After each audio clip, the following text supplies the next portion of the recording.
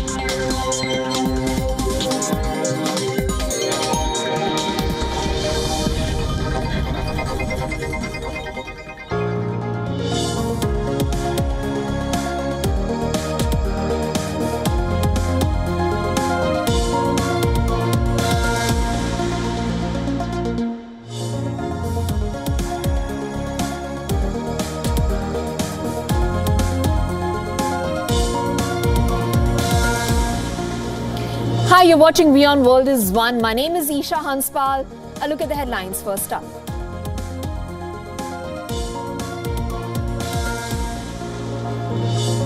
Police arrest protesters at NY University as tensions rise as US colleges. Administrators in other top universities move to shut down pro-Palestinian demonstrations amid growing concerns for safety of Jewish students.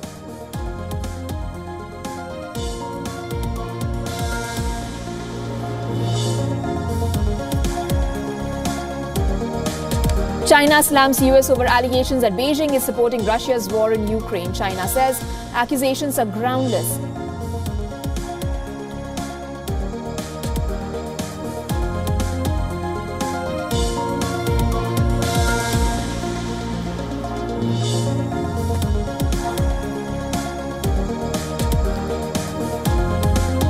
UN calls on Britain to reconsider plans to deport asylum seekers to Rwanda, warns it threatens rule of law and sets perilous global precedent.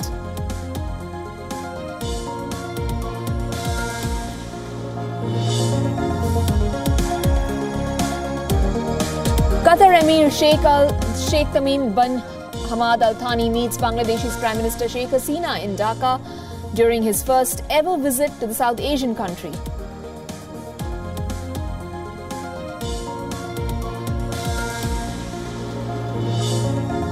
Apple's smartphone sales declined in the first quarter of 2024. Rival Huawei's sales growth in the same time period signals a shift in the world's largest smartphone market.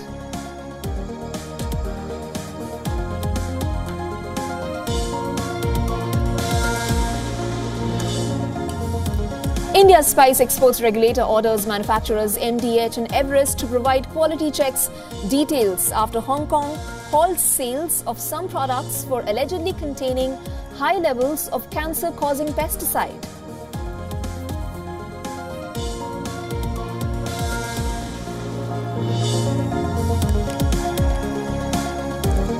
The Lakers fall to a heartbreaking defeat to the Denver Nuggets and go 0-2 down in their first round series. LeBron James fumes at the officials and walks out of the post-game press conference.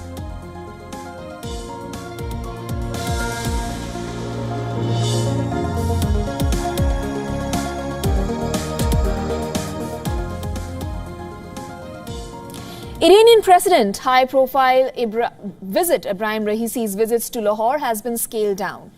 Now, the reason cited is unresolved security clearance issues. President Raisi is on a 3-day visit to Pakistan amid tensions with Israel and internal issues in Iran and Pakistan. Sources reveal that the planned meetings with prominent figures as well as visits to significant historical sites and religious schools were among the engagements that were cancelled. Now, despite assurances of a satisfactory law and order situation in Lahore and across the country, certain segments of the visit were stated as not secure enough to proceed. As per the reports, a session of the Provincial Intelligence Committee approved security for some of the president's engagements, but for others, they were not cleared or for undisclosed reasons. Now, these were expected to draw large crowds and highlight the cultural connections between the two nations. In additional last-minute adjustments, a planned luncheon at the governor's house has also been scaled down. It has been stated that 150-capacity venue would not be able to accommodate all the delegates and business figures initially expected to attend. Now, despite the disruptions, President Raisi is scheduled to meet scholars and literary figures at the Bukhari Hall of the Government College University.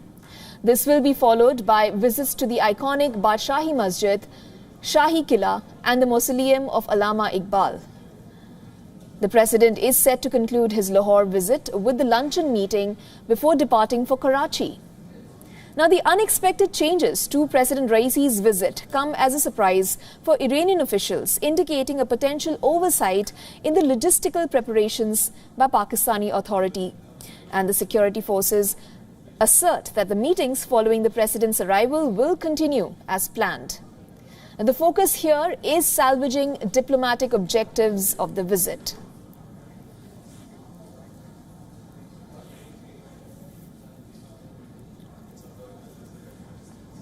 For more on this, we are now joined by our Pakistan Bureau Chief Anas Malik, who's joining us from Islamabad. Anas, now Raisi's visit is a key step towards the diplomatic talks between the two nations. Do tell us, how much of an impact will the President Raisi's change in the itinerary have on these discussions?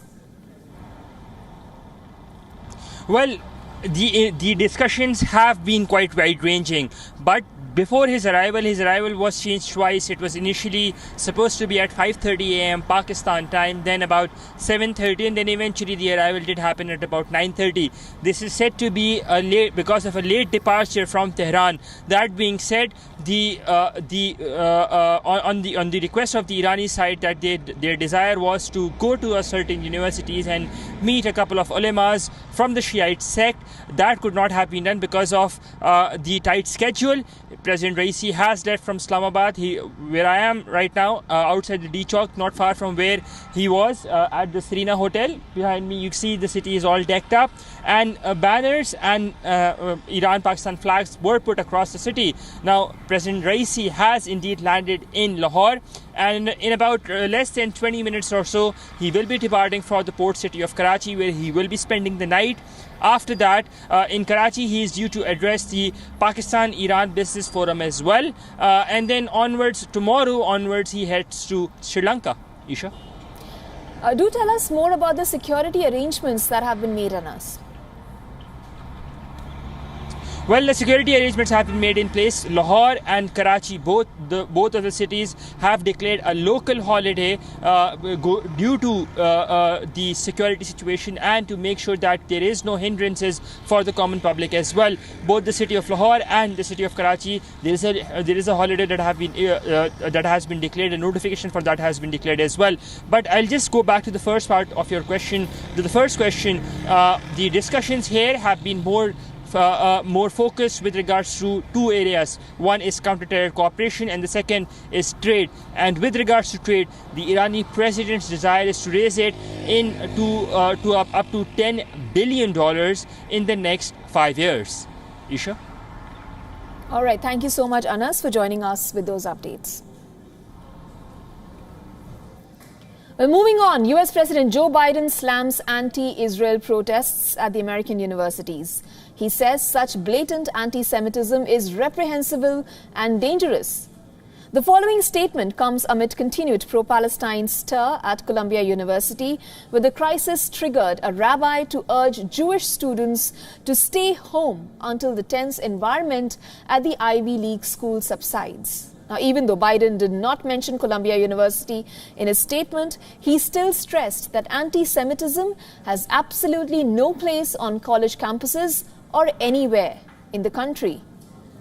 Now, the college campuses across the U.S. have been rocked by demonstrations for months. And the Columbia University crisis escalated recently after university officials testified before the U.S. Congress about anti-Semitism on campus. Columbia University has also called off in-person classes. Now, on Friday last week, the varsity president authorized the New York Police Department to raid an encampment of pro-Palestinian protesters, which led to the arrest of 108 protesters. The protests at Columbia they are in fact not just a one-off incident.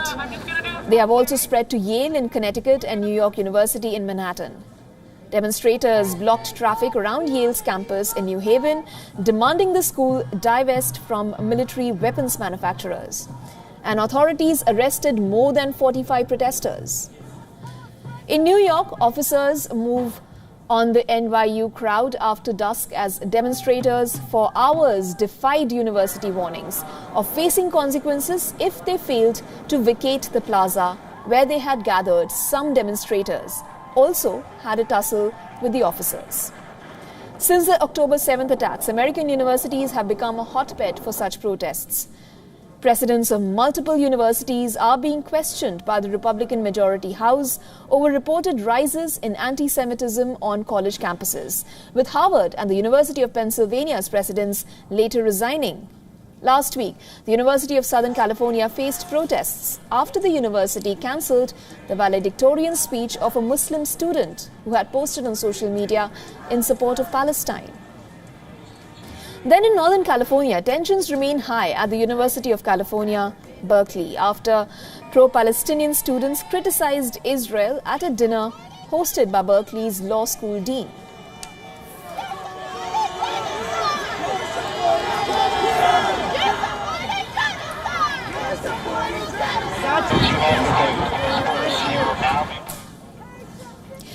A group of pro-Palestine hackers claim to have infiltrated Israel's defense forces systems, resulting in thousands of top-secret documents being stolen. The hacker group, known as Anonymous, says it has hacked nearly 20 gigabytes of data linked to the Israeli military. The stolen data comprises over 230,000 documents, including PDFs, Word files, and PowerPoint presentations. In a video released by the hacktivist group on social media, the breached data allegedly reveals sensitive information such as the identity of generals, military bases, contracts, and top-secret projects. According to the video, the hacking operation is reportedly done with the assistance of individuals within the Israeli Defense Forces or the IDF. However, the authenticity of the documents remains uncertain. Security assessments by the IDF suggest a minimal likelihood of an actual breach. Now, the Israeli government suggests that this could be a form of psychological warfare by the hackers. Not just that, in fact. Israel's government also highlighted the tight security and confidentiality of the official IDF computer systems. Moreover, Israel speculates that the files might have been acquired from civilian computers. Heightened tensions following Ramadan's conclusion and increased incitement against Israel have raised concerns about cyber threats in the region. And this has prompted Israel's Cyber Directorate to caution the public against a potential increase in cyber attacks that could target civilians. Now, the Israeli government has advised the public to remain vigilant, avoid clicking on suspicious links, and promptly report any sign of cyber intrusions or attacks.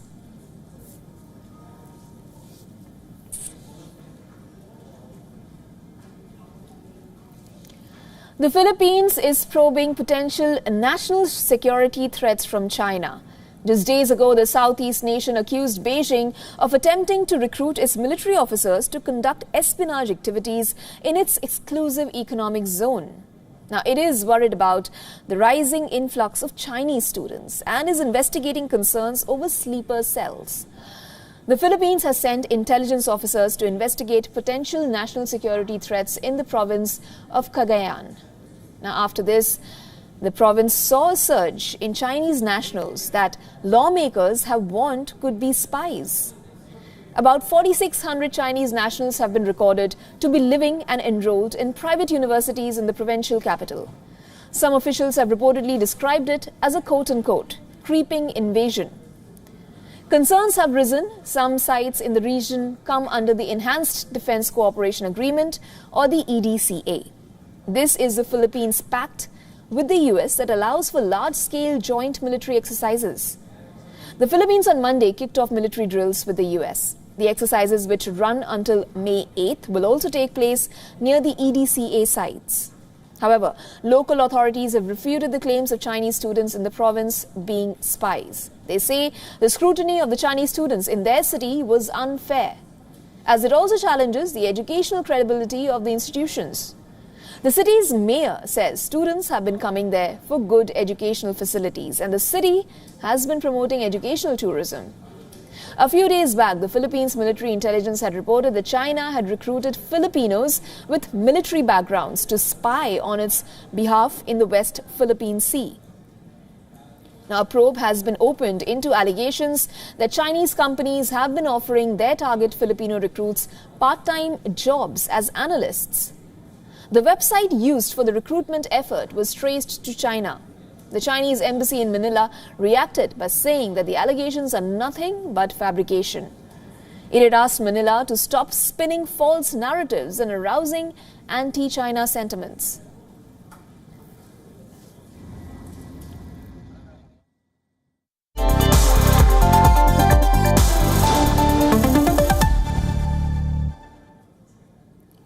Well, according to a Reuters poll, Argentina's economic activity is likely to have plunged for a fourth consecutive month in February. Now, analysts predict a year-on-year decline of 5.9%, reflecting the impact of austerity measures implemented by President Javier Milei. While some sectors like agriculture and mining saw growth, consumption, manufacturing and construction witnessed a sharp decline. Official data for February is expected soon, and if confirmed, this would be the steepest decline since December's 4.5% drop. Now, the activity index is a leading indicator for GDP figures, suggesting a potential contraction in the overall economy. President Milei's economic policies aim to address Argentina's long-standing financial struggles. His austerity plans involve reducing government size, cutting subsidies, and auditing welfare programs. He recently announced a rare government surplus since 2000.